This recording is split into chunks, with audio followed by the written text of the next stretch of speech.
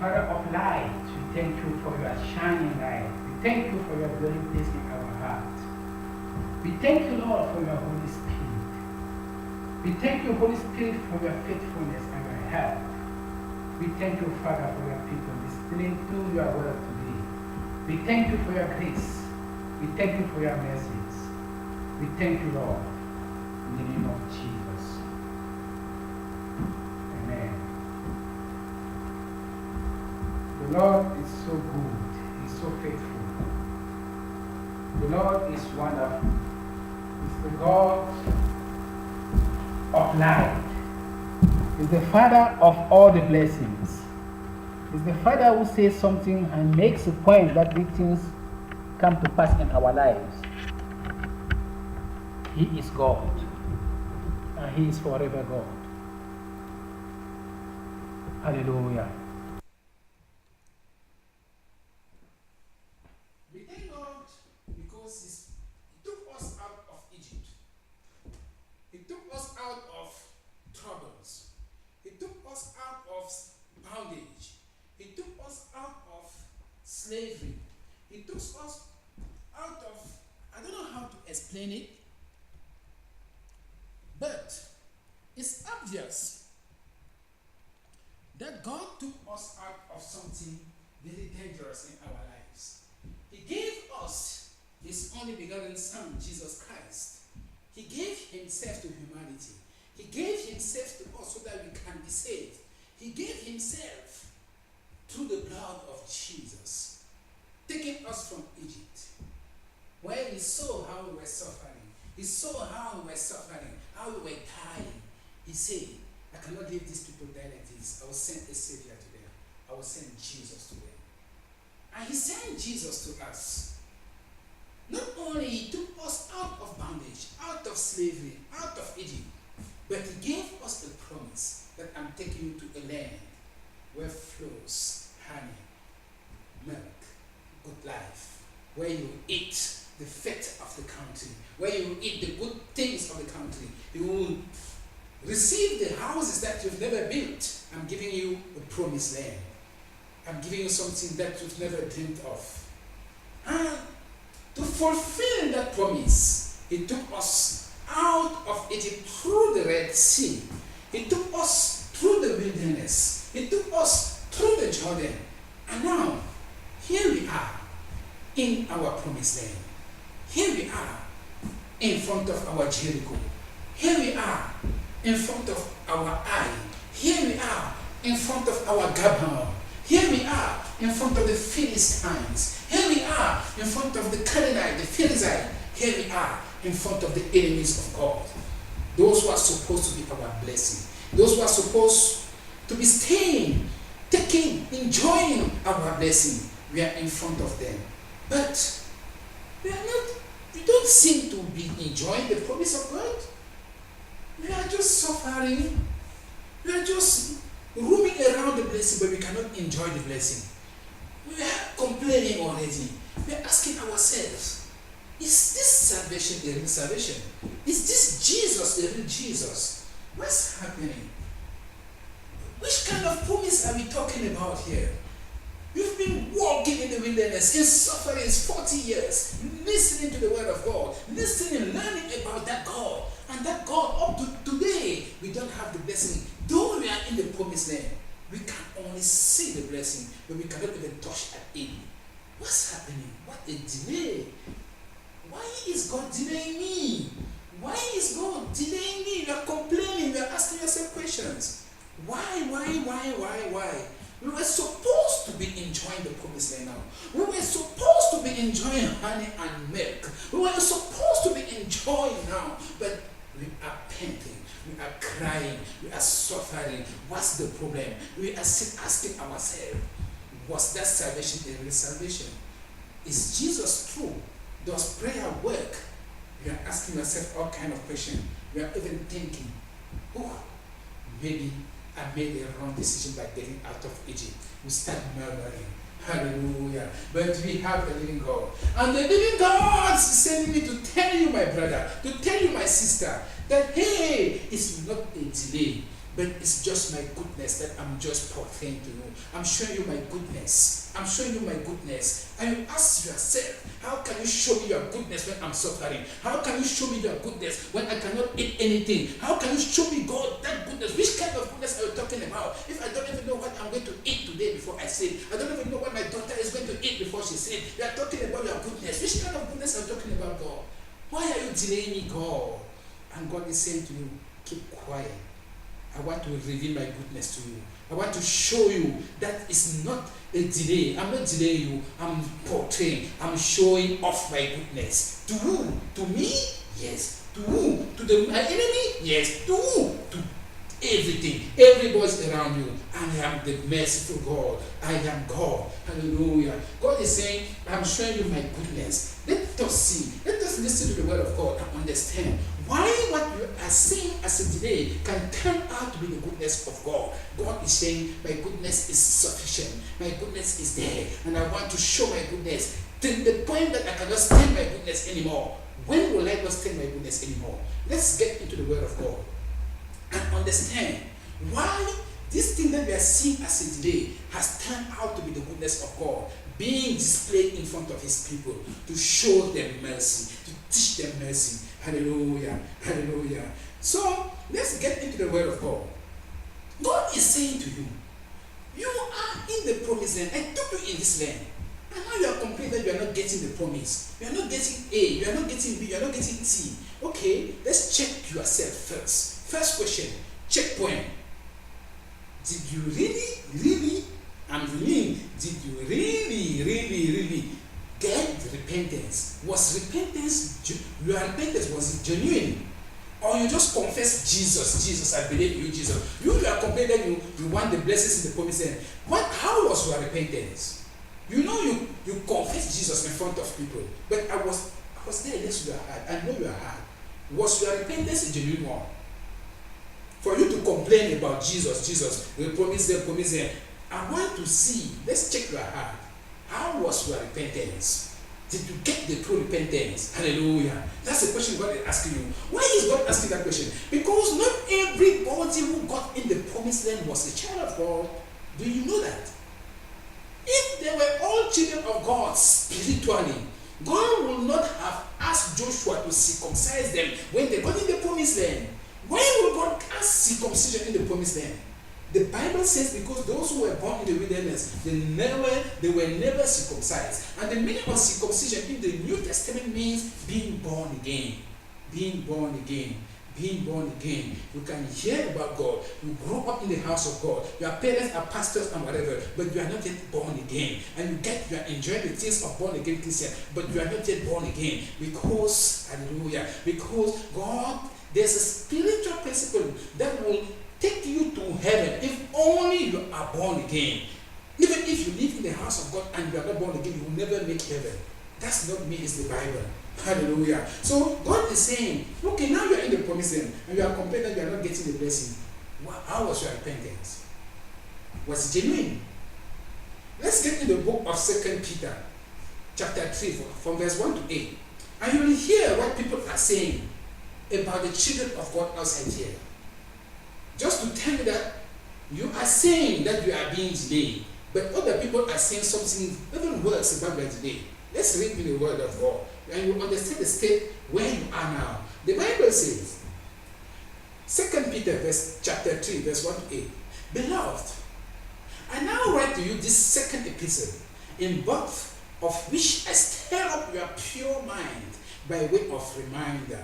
Hallelujah. Your pure mind. So your mind is pure. You can think. You have the choice. You can think. That you may be mindful of the words which were spoken before by the holy prophets, and of the commandments of us, the apostles of the Lord and Savior. Hallelujah. Knowing this first, that scoffers will come in the last days. How many scoffers are around you now? How many scoffers are around you now? They will come in the last day, walking according to their own lust, and saying, where is the promise now? Where is the promise of his coming? Where is the promise of that job? Where is the promise of that whatever that you have been asking? Where is the promise of that promotion? You are saying you are serving the living God. For since the fathers fell asleep, all things continue as they were from the beginning of creation. They are asking you every day. You are saying Jesus, Jesus, Jesus, this kind of Jesus. Jesus, and you are suffering. Jesus, and you cannot even pay something to your daughter. Jesus, Jesus. Which kind of Jesus are you talking about? Every day, church in this house, church in this house. You cannot even sit here because prayer, worship. When is that God is going to work in your life? That's the question scoffers are asking you now. When is that Jesus of yours is going to act? We are saying, I'm in the promised land, and every day we are asking 5 rents. Every day we are asking 2 rents. You cannot even make a phone call. That's the question scoffers are asking you now. It's not from the beginning, it's not from now. It's been there. The Bible says it all. Verse 5. For this they willfully forget. Listen. That by the word of God the heavens were of old, and the earth standing out of the water and in the water, by which the world that then existed perished, being flooded with water. But the heavens and the earth, which are now preserved by the same word, are reserved for fire until the day of judgment and perdition of ungodly men. So those people, they are facing fire. Those people, those scoffers, just tell them, if they have grace to listen to you, they can go to hell because they don't understand the grace under which you are. But beloved, verse 8, but beloved, do not forget this one thing, that with the Lord, hallelujah, that with the Lord, one day is as 1,000 years, and 1,000 years as one day. God is saying, who's got the time in his hand? It's me. Who is the master of circumstances? It's me. Who's got time? The creation of time. It's me. So you are saying that you are wasting time. You are saying that I'm wasting my time, my daughter. I'm not wasting my time. I'm the master of time. I'm the creator of time. I can give 15 more years to Ezekias. Who are you? I can give 50 more years. I can say to Abraham, in the age of 75, you will give birth to a child. I can give you 25 years of hope, and I will give birth to Isaac after 25 years of promise. I'm the God who helped him. I kept him. Who do you think I am? Don't you think I can keep you, my daughter? Don't you think I can keep you alive, my son? I can keep you for as long as I want. As Jesus will say about John, what is your business? If I say this one will wait for me until I return back, what will you do? It's my problem. I'm the master of circumstances. I'm the master of time. God is saying, don't worry about time. Don't worry about the delay. Don't worry about whatever. I want to show my mercy. To those sculptors, I want to show my mercies. To those who don't understand me, I want to show off. I want to show my goodness to you. And to those who are complaining about you, I want to show I'm giving them time to repent. Because I want those, because the Bible says, hey, Jesus is saying, I'm going to set a table in front of you, in front of your enemies, in the presence of your enemies. I don't want your husband to be that enemy. I don't want your mother to be that enemy. I don't want your brother, your sister to be that enemy. I want those who are just designed for hell. Those who cannot repent. Those are the people who have to be there. But how will I take them and bring them to hell if they do not resist me up to the end? I'm showing my goodness to those people, that they can resist me up to the end. But can you be patient a bit, my daughter? Give them the grace to get to the end. I'm the master of time. I can restore your life in 1 second. I can restore your promotion. I can restore whatever, because I'm the master of time. That's what God is saying today. Don't forget. They forget this willingly, that 1,000 years are in front of the Lord like one day. God can turn around your life in 1 second. One day, your life can be turned around. Hallelujah. Thank you, Jesus. So God is saying to us today, how was your repentance, my son? How was your repentance, my daughter? Was it genuine? You are in the promised land. You are about to enjoy things. Maybe you are not even a child of God. You were just following them. And you made it to the promised land. Now you are not even born again. How was your repentance? Do you know what it means to repent? To turn. Now that, okay, let's say you turn. You can turn and pretend to be following me. But there's another step after repentance. Hallelujah. The second step. Did you go through spiritual heart surgery? Spiritual heart surgery. Because you can repent, but if you do not receive a new heart, your repentance is just your repentance. It's not my repentance. It's yours. Hallelujah.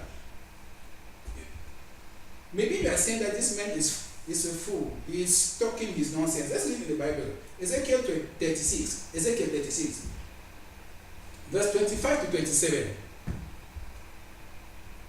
Then I will sprinkle clean water on you. Listen to what God is saying. You were from the mess. You are from the toilet. You are from harlot. You are from prostitution. You are from adultery. You are from murder. You are from whatever background. I don't care about how bad your sins are. Repent. First sin, repent. When you repent, you say no, you return. And when you return, I don't want you to clean yourself. Bring your mess with me. Bring your mess to me. Bring it to me. Bring your sins to me. That's what God is saying to you. Don't say you are going to clean yourself. Can you clean yourself? Which spirit you have to clean yourself? You are a fool. He says, come to me with your sins. Come to me. Let us discuss together. Let us argue together. Come to me with all your sins, my daughter. Come to me, my son, with all what you have. Your filthiness. Come to me. And when you come, he says, I will sprinkle clean water on you, and you shall be clean. I'm the one who can clean you. You cannot clean yourself. I can purify you. You cannot purify yourself. Hallelujah. I will cleanse you from all your filthiness and from all your idols. I'm the one. I will purify you. You don't even know that you are dirty.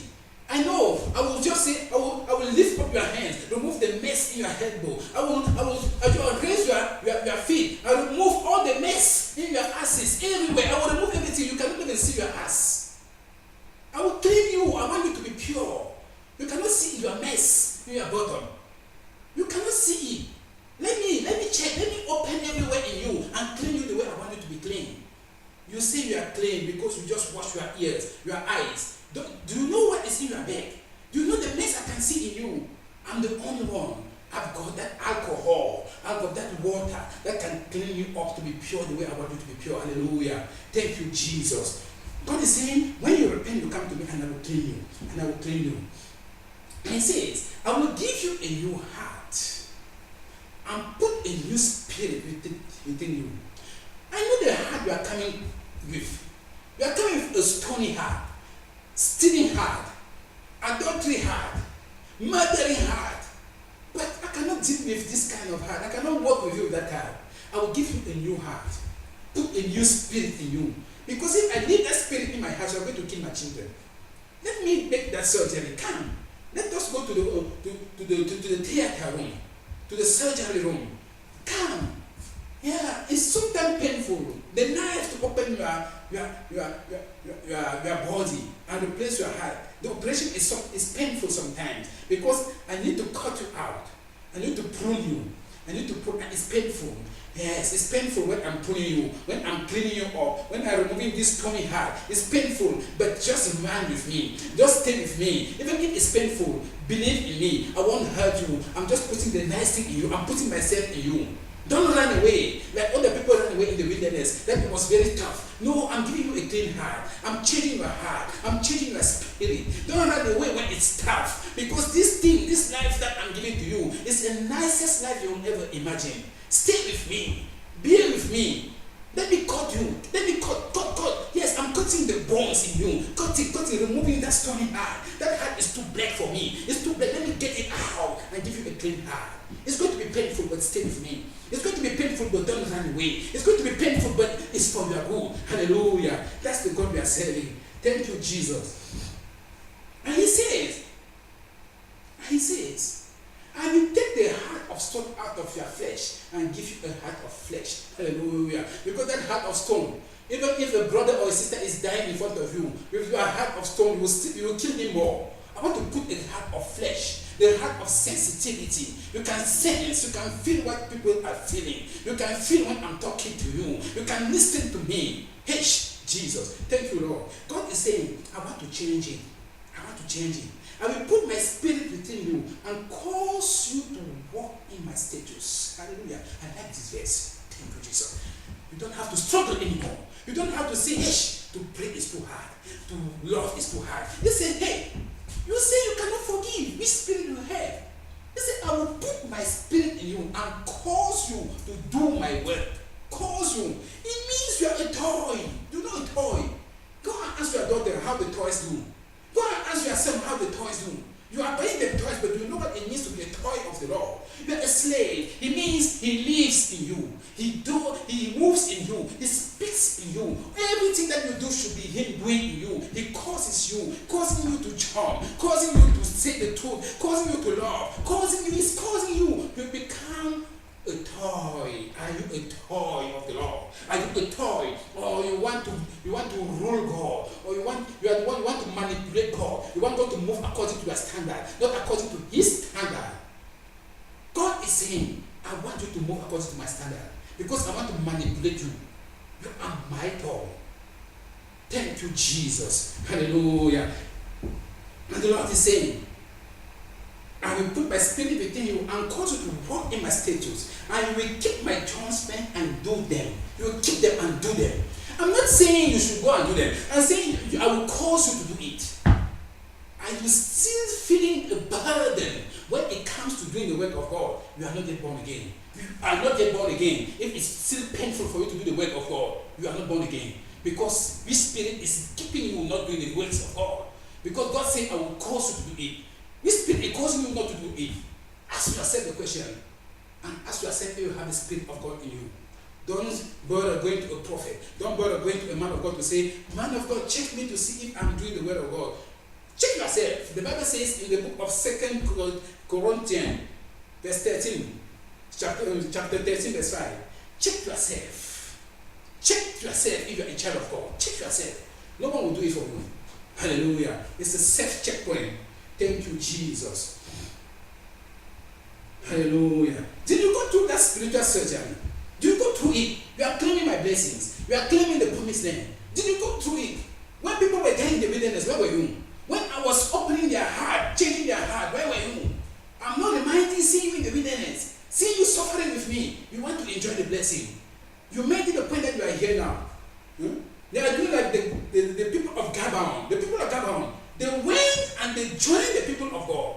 But they don't know the suffering of the wilderness. But they managed not to die. Their lives were kept. They were living in the midst of the people of Israel, but they were not the people of God. Do you understand what it means? Do you understand what it means? You can be in the church. You can be in the church, but go to hell. Because you made it to church through your own ways, not through the ways of the Lord. God is saying, be careful, right? Be careful. Don't just claim my blessings, saying that I'm delaying you. The blessings are delayed. Did you go to that spiritual operation, spiritual surgery? Have I changed your heart? Because if I had changed your heart, you will understand that I'm showing off my mercies. I'm showing off my goodness to other people. You understand my heart. Thank you, Jesus. Hallelujah. Hallelujah. And now, even if you went through this surgery, the question God is asking you also now, you are complaining about delays. He's saying, have you been faithful and loyal? Have you been faithful and loyal to me? Since you walked through Egypt, we have been walking, now you came up to this place, you are complaining. Have you been faithful and loyal? Or when people were fighting, you were among them? Every time people are murmuring, you were among them. Were you faithful? You are complaining about blessings. Blessings. God, where are you? God, I've been suffering. They have been reaching me. Hey, God is saying to you, have you been faithful? What did you do with your body as a child of God? What did you do with the temple of the Lord? I'm ready to put my spirit in you. What did you do with that spirit of mine? That's the question God is asking you. You are complaining about blessing. Let's read the Bible. 1 Corinthians 6 verse 19. Or do you not know that your body is the temple of the Holy Spirit who is in you? He said, I removed your spirit, I put my spirit in you. And your temple became my temple. Your body became my temple. I live in body of yours? That's the question that they're asking you. You are complaining about the blessings. You do not know that your body is the temple of the Holy Spirit who is in you, whom you have from God, and you are not on your own. You don't belong to yourself anymore, my daughter. You don't belong to yourself anymore, my son. You are busy. You want to carry me. You want to lead me now. Meanwhile, I said, be led by me. Be led by the Spirit. Be led by the Spirit. Don't let the Spirit be led by you. And now you want to be my leader. That's what the Holy Spirit is saying to you. Be careful. Be careful. Be careful. Hallelujah. Thank you, Jesus. Let's counsel you. Let's go to Ephesians 4, verse 30. Ephesians 4, verse 30. And do not grieve the Holy Spirit of God, by whom you were sealed for the day of redemption. We are asking for redemption now. What is the Holy Spirit that was in you? Grieved. The Holy Spirit is crying somewhere. You lock him in somewhere in your life. He's a prisoner in your life now. You say, hey, Holy Spirit, stay there. I don't want you to be involved in my business. I don't want to be involved in my things. Just stay there. I call you in my life just to save me. Stay where you are, please. And now the Holy Spirit is crying in your life. Please, my son, let me go out. I want to save you.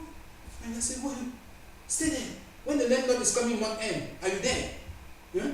When they are switching off my electricity, ESCOM, are you there? Are you there? Holy Spirit, stay there. I want to go and do my prostitution and pay my bills. I want to do my business. I want to go and keep and do this and do that. I want to go and sell my drugs and have money. That's what you are saying to the Holy Spirit. Where are you when I'm suffering outside here? That's the question I'm asking to the Holy Spirit. Stay there, you grieve him. He starts crying like Jesus cried. God is pouring tears because of me. God is pouring tears because of you, my brother, my sister. Stop. Can you wipe the tears of the Lord? Just wipe the tears of the Lord. Wipe his tears. He's crying too much because of you. But there's a time, if the Lord stops crying for you, you are finished. You still have grace that you can see the tears of God today. If God can still cry for you, it's time for you to wipe his tears out. Because the time he stops crying for you, you are gone. By the time you listen to my voice, make sure that you go and buy a spiritual tissue and wipe away the tears of God because of you. Because when the Lord will stop crying because of you, you'll be dead forever. Thank you, Jesus. Let's read the book of Isaiah 63, verse 8 to 10. It says, for he says, surely they are my people. What is God saying here? I rescue you from Egypt. I remove your stony heart. I put a fleshy heart. I put my spirit in you. I've made so much investment in you. I put too much money, spiritual money in you. Now, listen to what God is saying. Listen. Now I'm saying, surely you are my people. Children who will not lie. He's investing in me and in you now. Too much investment. So he became their savior. In all their affliction, Jesus. He was afflicted. And the angel of his presence saved them. Like they are saving me every day. In his love and in his pity, he redeemed them as he redeeming me every day. And he bore them and carried them from Egypt up to now. And carried them all the days of old. Verse 10, that's the most beautiful one. But they rebelled and grieved his Holy Spirit. They rebelled.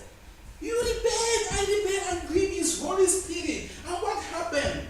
Listen, this is the word of God, it's not me. What happened when you do that? So he turned himself against them as an enemy and he fought against them. Listen, you are the one causing the problem. Don't grieve the Holy Spirit who is in you. That's what the Bible says. Don't grieve God. Don't grieve the Holy Spirit. When you grieve the Holy Spirit, God turns his back on you. And now when he returns towards you, he's returning against the enemy. You were the people, his people. When you grieve him, he turns his back on you. He's trying to hold himself. He's trying to hold himself. How can I hold myself? But when his anger, his wrath is against you, when he returns back against you, it's not as the father anymore. He's fighting an enemy. He's fighting an enemy. Who are you? Are you the enemy of God? You are claiming the blessings. Where are are you? Where are you now? Thank you, Jesus. Thank you, Holy Spirit. God is calling us back. He's calling us back. But you know, even when he wants to return and fight his enemy, whom you are, maybe you are already the enemy of God. You are claiming the blessings of the promised land. Maybe the enemy are the Gabaonite. Maybe the enemy is the Jericho people. But do you know God wants to save them as well? Do you know those people were created by God as well? To the point that God doesn't want to see them die. Do you know the people who are afflicting you, who are killing you, who are bewitching you, who are stepping you by the bed? Do you know God loves them to the point that he wants to save them? He wants to save them. And maybe when he saves them, he will be sitting next to you in the church. Close to close. You are sitting with the person who was killing you. And maybe he will become your pastor. He was killing me and now he's becoming my pastor. That is the God we serve. The God of mercy. He takes you from ashes to beauty. He takes you from nothing to something. He takes you from the village to kingship. He takes you, I don't know how to explain this to Holy Spirit. That's the God we serve. So can you please pray for your enemy? Can you please pray for your father, for your mother-in-law, for your father-in-law? Those who are calling themselves your enemy, can you pray for them? Because as soon as they become children of God, you get into your blessing. Why? Because you don't have enemies anymore. Why will God delay?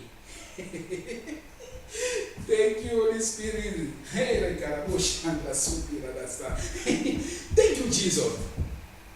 Let's read about Ezekiel 18, what God is saying here. Ezekiel 18. And you will see the mercies of God. I will stop complaining. But if a wicked man turns from all his sins which he has committed, keeps all my statutes, and does what is lawful and right, he shall surely live. That's the God we are talking about. We are complaining that they killed me, they stole, they did this. And God is saying to you, the answer to that prayer, yes, I heard your prayer. Do you know if that man repents, he will live? I will call him back. Can you hear what God is saying? Stop praying against your enemy. God is saying that if they repent, my son, that's the answer to your prayer. If they repent, they will surely live. I will bring them back and they will sit next same row with you. Closer, neighbors in church. Do you know that? You are praying that fire on them. But do you know if they repent, I will call them. They will sit next to you in church and they will be your leaders in church. Holy Spirit, help me, Lord. Verse 22. None of the transgression he has committed shall be remembered against him. Listen, that's God talking to you. You who are praying against the enemy that they should die. God is saying, if they repent, I will forget whatever they did to you. Oh, Jesus, help me. I will forget whatever they did to you. God is talking. So what is your attitude now? Who are you going to pray against now? God is saying, I created them. I made them. They are my children. They are my people. I created them. I don't want them to go to hell. The only thing I want for them is to repent. If they repent, stop your nonsense of pain that they should die. If they repent, I will save them. I will forget. I will erase whatever they did. I will take the eraser and remove everything that they did against you. And now you will still be continuing praying against them. Who you think I'm going to listen? I'm going to listen to them more than you who are claiming the promised land. Thank you, Jesus. Hallelujah. God is talking. Hallelujah. Because of his righteousness, which he has done, he shall live. Do I have any pleasure at all that the wicked should die? That's the question God is asking you. Praying against the enemy. Which pleasure do I have that your enemy dies? Says the Lord God. And not that he should turn from his ways and live. God is asking you. Answer God.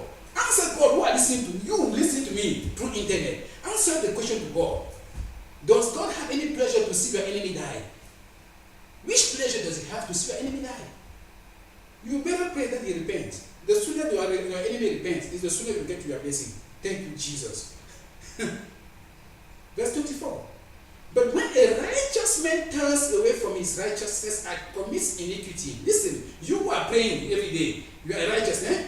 But when a righteous man turns turns away from his righteousness and commits iniquity, and does according to all the abominations that the wicked man does, shall he live? Answer the question.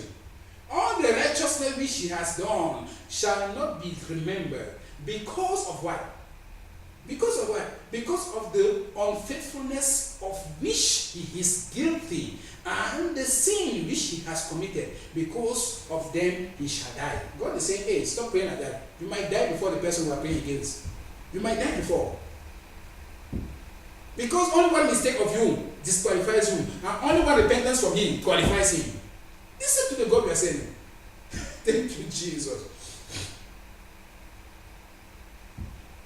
Then you say, the ways of the Lord is not fair. Who said? God is not fair. Yeah! You say, the ways of the Lord is not fair. Hear now, hear now, hear now, hear now.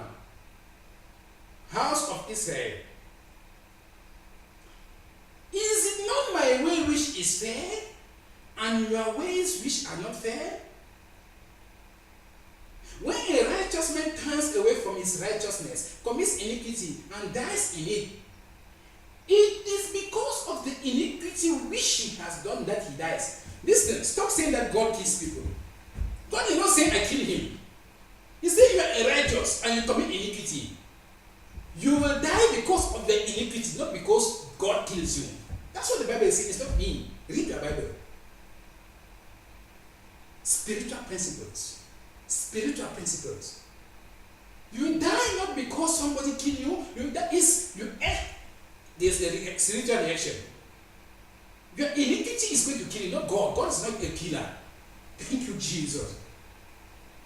27. Again, when a wicked man turns away from the weakness which he committed, and does what is lawful and right, he preserves himself alive, because he considers and turns away from all the transgressions which he committed. He shall surely live, he shall not die. Yet the house of Israel says, the way of the Lord is not fair. Oh, house of Israel, born again Christians, it is not my ways which are not fair, and your ways which are not fair. That's the question God is asking to you and me. Born again Christian, Kapashi speaking in tongues. Therefore, verse 30, therefore, I will judge you, O house of Israel, everyone according to his ways, says the Lord God. Repent! He's saying the same thing. Repent! Turn from your transgressions, so that iniquity will not be your ruin. Cast away from you all the transgressions. Cast away from you all the transgressions which you have committed, and get yourself a new heart and a new spirit. Where do you get it? He told you before. For why should you die, O house of Israel? For I have no pleasure in the death of the one who dies, says the Lord God. Hallelujah. Therefore, turn and live. Turn and live. Turn and live. Change of direction. 180 degrees. Turn and live. And when you turn, go to the hospital, spiritual hospital. Just lay down and say, I want my heart to be replaced. I want a new spirit to be put in me. Ask it to the Lord by believing in Jesus Christ of Nazareth, and he's going to get a place in your heart and just sprinkle in you the pure water to clean you up and to give you eternal life. Thank you, Jesus. But if you say no to him, that's not the problem. God has a way.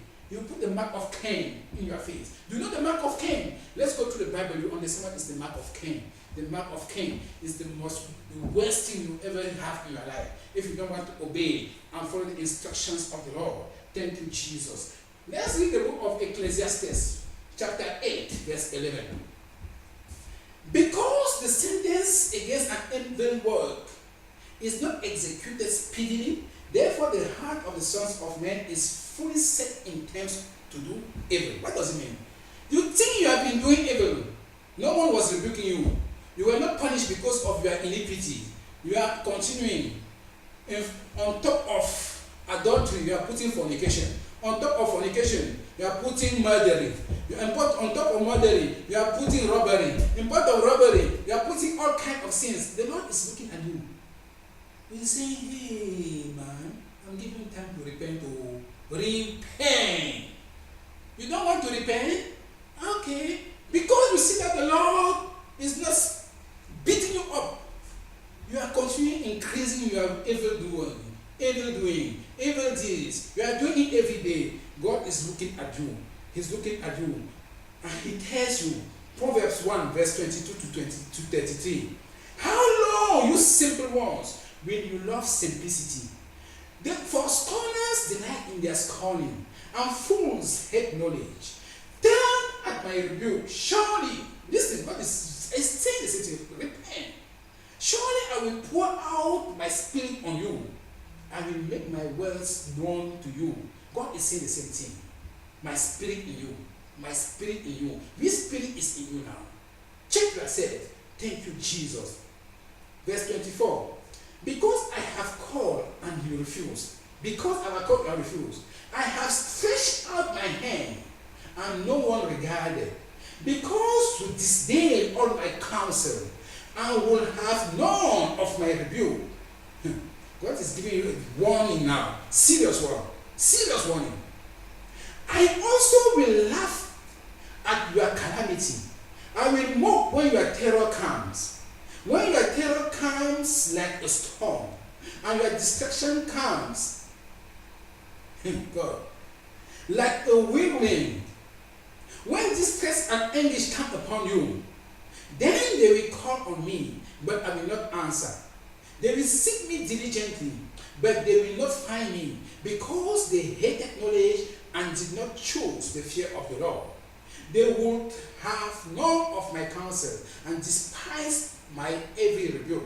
Therefore, they shall eat the fruit of their own way and be filled to the full with their own fancies. Jesus, please have mercy. For the turning away of the simple will slay them, and the complacency of fools will destroy them.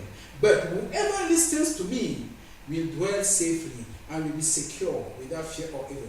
God is saying simply that since I've been talking, you don't want to listen to me.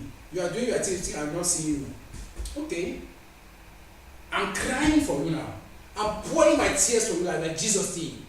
But Jerusalem, listen, Jerusalem. When I turn my back on you now, it's your turn now to start crying. It's your turn to start begging me, and I will not listen to you. You've been praying for this, praying for that. God is looking at you and laughing that you have not started crying. Cry more. When I was crying, where were you? You were laughing at me. It's your time to cry. I'm going to laugh at you now. That's what the Bible is saying. It's not me. Don't say it's me. You know, when you are looking at me, it's me. It's not me. It's the Bible. God is saying it's time to repent. Jeremiah 11, verse 11. Therefore, thus says the Lord, behold, I will surely bring calamity on them, which they will not be able to escape. And though they cry out to me, I will not listen to them. Why? Just because when I was crying to them, they will not listen to me as well. God is saying, you did it to me, I will do it to you as well. You think you are clever. You think you are so clever. Hey, let us repent. Thank you, Jesus. Hallelujah. I was telling you that if you do not repent, God is bringing the mark of Cain. What is the mark of Cain? Let's read the Bible. Genesis 4, verse 8 to 15. The story of Cain. Now Cain talked with Abel his brother. And it came to pass, when they were in the field, that Cain rose up against Abel his brother and killed him. Then the Lord said to Cain, where is Abel your brother? He said, I do not know. Am I my brother's keeper? And he said, what have you done? The voice of your brother's blood cries out to me from the ground. So now you are cursed from the earth, which has opened its mouth to receive your brother's blood from your hand. When you till the ground, it shall no longer yield its strength to you. A fugitive and a vagabond you shall be on the earth. This is what God is giving to you. If you don't want to listen to him, you'll be a fugitive and a vagabond on the face of the earth. And what will happen? Listen. And Cain said to the Lord, my punishment is greater than I can bear. Okay. When you were doing The Holy Spirit said you don't do that. You said you are clever and you did it. God said, okay, this is the punishment. This is the consequence of your sins. You say it's too much. God said, is it what? Too what? Too much. Let me tell you what's going to happen to you. If you say you are sin, your punishment is too much. Verse 14, surely you have driven me out of this day from the face of the ground. I shall be hidden from you, from your face. I shall be a fugitive and a vagabond on the earth. And it will happen that anyone who finds me, it will happen that anyone who finds me will kill me. And the Lord said to him, this is the curse of Cain. This is what you will get if you don't repent. The curse of Cain is what? And the Lord said to him, therefore, whoever kills Cain, vengeance shall be taken on him sevenfold. And the Lord set a mark on Cain, that anyone fighting him should not kill him. Meaning what? God will put a mark on you of suffering. A curse that will be on you. That you want, you go everywhere, people will look at you and say, this man is a curse of the Lord, please avoid him. You will even try to die. You will try everything to die, you will not die. You will live and suffer. God is saying, if you do not repent now, I will put something in you now. You will live and suffer your whole life. Because when I was crying my whole life to save your life, you were despising me. Now it's your turn now to suffer. You say you are not going to repent.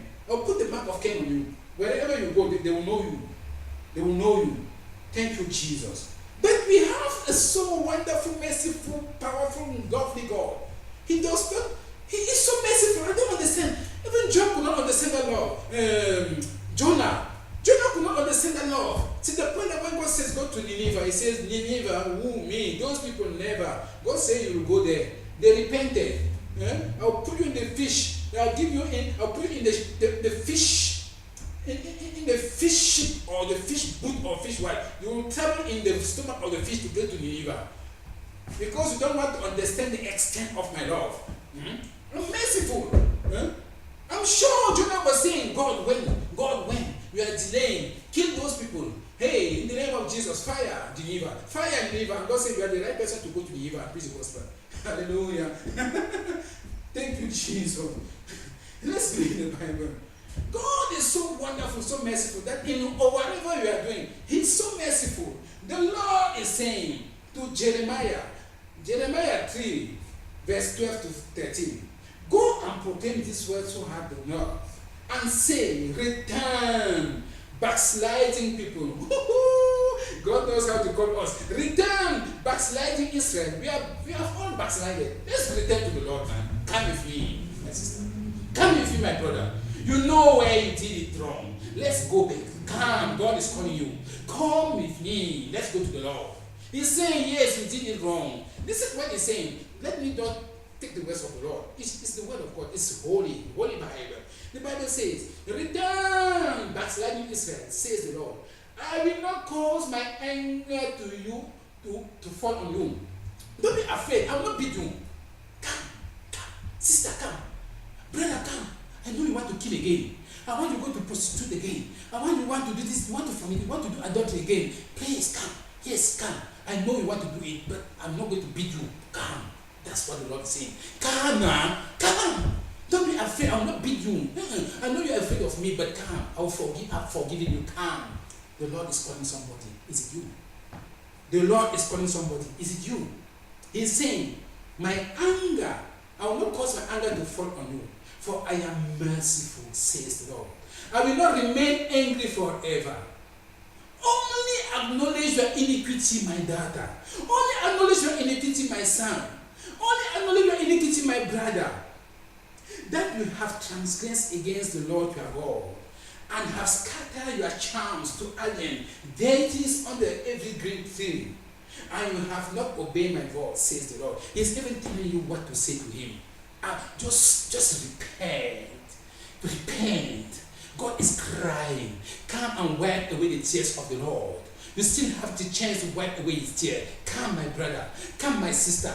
Let's go and wipe the tears of our master. He's crying because of you. He's crying because of me. We can still make it with him. He can still restore us. He can still take us to that promised land. Let us return. Let's return and admit our transgressions. Admit that we did wrong. Hallelujah. He's merciful. He's not going to beat you. He's not going to beat me up. He promised it. He just wants you to return. Let's go together. You are not alone. I am with you. There are places in my life where I need to repent. You are not alone in what we are doing. Thank you, Jesus. Thank you, hallelujah. And Jesus is saying to you, not only you are coming, but listen, my daughter, listen, my son. Revelation 3 verse 20.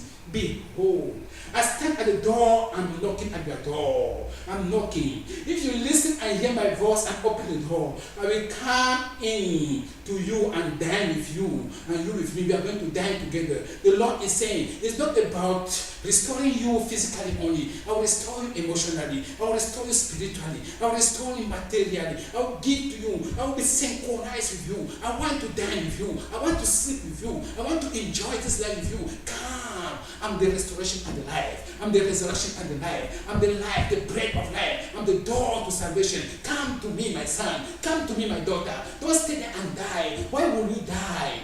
Why will you die? Come. You still have a chance. I can still pour a tear for you now. Come and wipe my tears. It's too hot outside there. I'm knocking at the door of your house. I'm knocking at the door of your life. Open, please. It's raining on me. The Lord is saying it's raining on him. The Lord is saying it's too hot outside. Open the door and let the Lord rest in your house. Hallelujah. Thank you, Jesus. Hallelujah. In the book of Romans, if you do not listen to that voice, Romans is asking something. Romans 2 verse 4. Do you despise the riches of the goodness of God? Forbearance and not suffering, not knowing that the goodness of God, Jesus, don't know that the goodness of God leads you to repentance. God is asking you. You don't want to open that door. Don't you know that God is still waiting because he wants you to repent? His goodness is leading you to repentance. Repent. Open that door. That's crappy door. Open that door and let life get into your house. Open that door and let the light of life come and enlighten all darkness. Open that door and let life come and enjoy salvation. Open that door, my sister. Open that door, my brother. God is at your door. God is knocking. God is knocking. He's having a very good present for Christmas, a very good present for Easter, a very good present for you and me. He's got so many things. He's got so many things. He wants to dine with you, and he wants to offer to you the true salvation that you've been looking for. And that salvation, when you receive that salvation, that promised land, oh, you want to say thank you, Jesus. You want to bring sacrifices. And God is saying to you, I don't want your sacrifices, I want your thanksgiving. I don't want sacrifices because everything belongs to me. What are you going to sacrifice to me? I want you to thank me. I want thanksgiving. I don't want sacrifices. I don't want your 10%. I want your thanksgiving. If your thanksgiving can be 100%, I agree with you. If your thanksgiving can be 0%, I agree with you. As long as you are giving it with pure heart. I don't need your 10. What is 10? What is tithes? I want your wholeness. I want everything in you. But if you give it to me with your whole heart, without any cent, I agree with you, my daughter. Let's read the Bible. How you are going to say thank you to that God? Thank you to that God. God is waiting for your thanksgiving, not your sacrifices. Hey, let's read the book of Psalms. Psalms 50. Psalms 50 from verse 7 to 23. Hear, O my people, and I will speak. Here, I will speak, O Israel, and I will testify against you. God is talking. I am God, you are God. I will not rebuke you for your sacrifice. Listen, I'm not rebuking you for your sacrifice. You think you have sacrificed too much. He's saying this. Or your burnt offering. I'm not rebuking you because of your burnt offering. I don't care about it. I will tell you what I care about. Which are continually before me. I will not take a bull from your house, nor goats out of your folds. I don't care about what you have in your house, in your pocket, in your bank account. I don't care. That's what God is saying. For every beast of the forest is mine. Even your bank account is mine. Ooh, you are saying that you are going to give only 10% to God. God is saying all your money is mine. He knows how to take it out of you.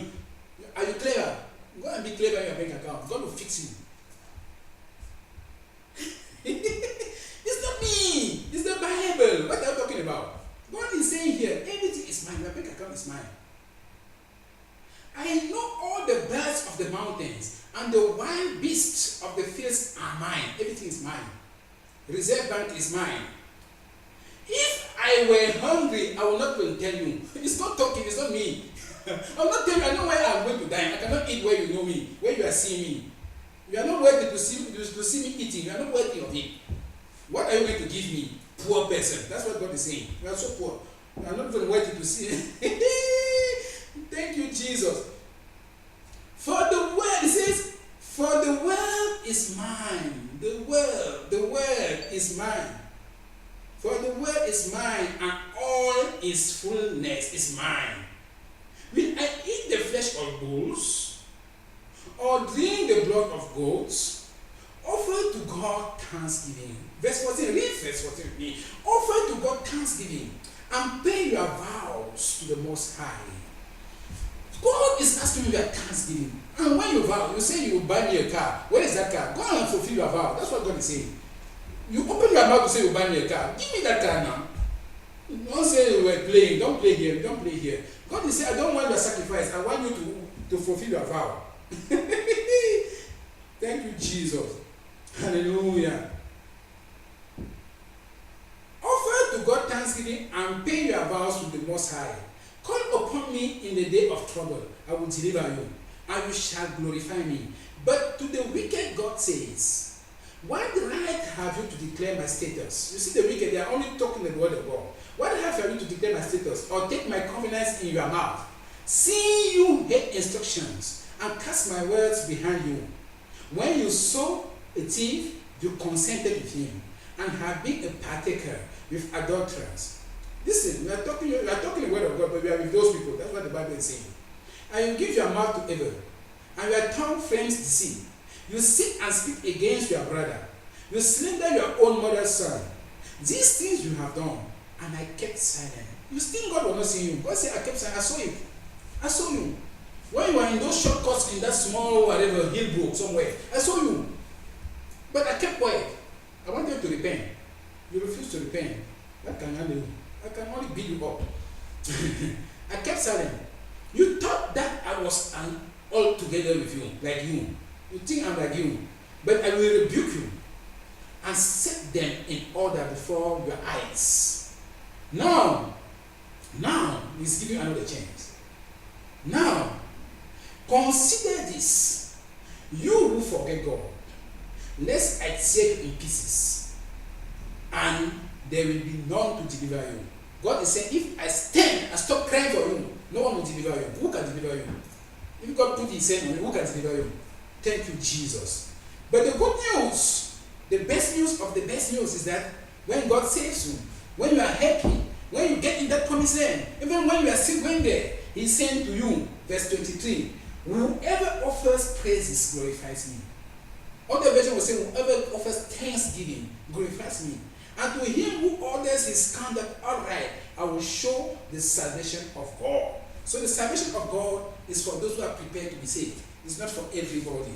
If you are prepared to be saved, you will get that salvation.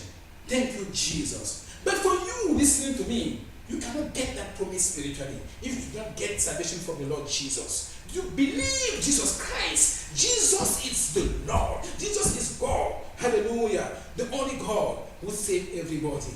Thank you, Jesus. Lord, we thank you. We thank you for your word. We thank you for your mercies. We thank you for your grace. We thank you for everything, Lord. Thank you for saving your people. Thank you for bringing us to salvation. Thank you for rebuking us, Lord, and taking us back into order. We love you and we worship you. In the name of Jesus. Amen.